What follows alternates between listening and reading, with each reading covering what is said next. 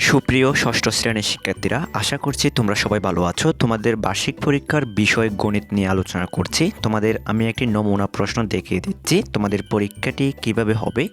তোমরা সবাই অবগত রয়েছো, তোমাদের বার্ষিক পরীক্ষায় গণিত পরীক্ষায় তোমাদের পরীক্ষা অনুষ্ঠিত হবে 3 ঘন্টা। তোমাদের পূর্ণমান দেওয়া থাকবে 100 নাম্বার। তোমাদের প্রথমে আসবে বহু নির্বাচনী প্রশ্ন, 15টি বহু নির্বাচনে আসবে, একটির জন্য 1 নাম্বার করে। তোমরা এখানে দেখতে পাচ্ছ তোমাদের বহু নির্বাচনী প্রশ্নগুলো অবশ্যই তোমাদের 4টি অপশন দেওয়া থাকবে। 4টি অপশন থেকে তোমাদের সঠিক উত্তরটি যদি তোমরা খাতার মধ্যে লিখতে পারো তাহলে একটির জন্য তোমরা 1 নাম্বার করে পাবে। এখানে আমি 15টি বহু নির্বাচনী প্রশ্ন তোমাদেরকে দেখিয়ে দিচ্ছি।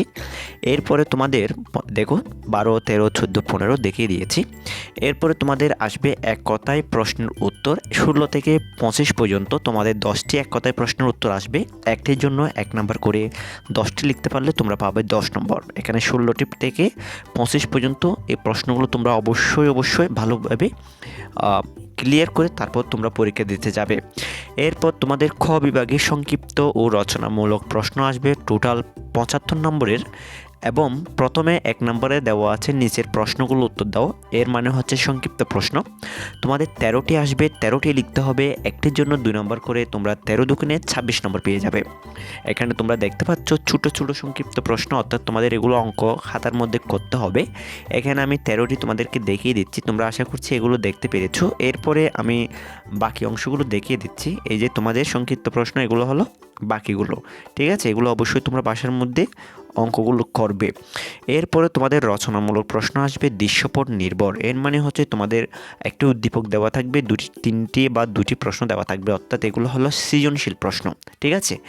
তোমাদের 10টি দেওয়া থাকবে, যে কোনো 7টি লিখতে হবে, একটির জন্য তোমরা পাবে 7 নাম্বার করে। তোমরা যদি 7টি লিখতে পারো তাহলে তোমরা পাবে 7 7 49 নাম্বার। এখানে দেখে নাও আমি 2 নম্বর সৃজনশীলটা দিয়েছি, তারপর 3 নাম্বার কোনটা দিয়েছি দেখে নাও, 4 নম্বর হচ্ছে এটা, 5 নম্বর হচ্ছে এটা।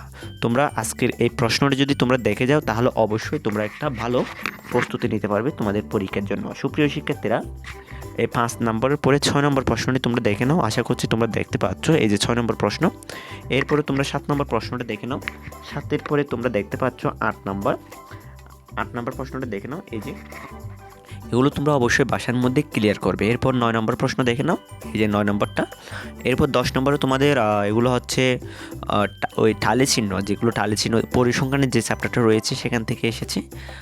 10, 11 দুটি তোমাদের পরিসংখ্যান থেকে আসবে। গড় নির্ণয় করো, প্রচুরক নির্ণয় করো, ছোট ক্রমে বা উদ্যোগক্রমে, ঠিক আছে? এগুলো তোমাদের পরীক্ষার মধ্যে আসতে পারে, ছোট থেকে বড়, বড় থেকে ছোট। এই হলো তোমাদের 100 নম্বরের পরীক্ষা। আশা করছি তোমাদের গণিত পরীক্ষাটি অত্যন্ত ভালো হবে। তোমরা যেভাবে প্রিপারেশন নিচ্ছ তোমরা তোমাদের মতো করে প্রিপারেশন নিয়ে নাও। আমি তোমাদের জন্য আরেকটি নমুনা প্রশ্ন তোমাদের দিব। আশা করছি এই প্রশ্নটির মাধ্যমে তোমরা অনেক কিছু বুঝতে পেরেছো, অনেক কিছু জানতে পেরেছো। আর সুপ্রিয় শিক্ষার্থীরা, তোমাদের কোন কোন ভিডিও লাগবে পরীক্ষার জন্য আমাকে কমেন্ট করে জানাও। আমি যথেষ্ট চেষ্টা করব তোমাদেরকে ভিডিও আপলোড করার জন্য।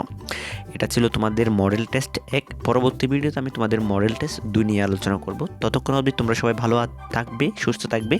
সবাইকে অসংখ্য ধন্যবাদ জানিয়ে আজকের ক্লাসটা আমি এখানে শেষ করছি। সবাই ভালো থেকো, সুস্থ থেকো, সবাইকে টাটা।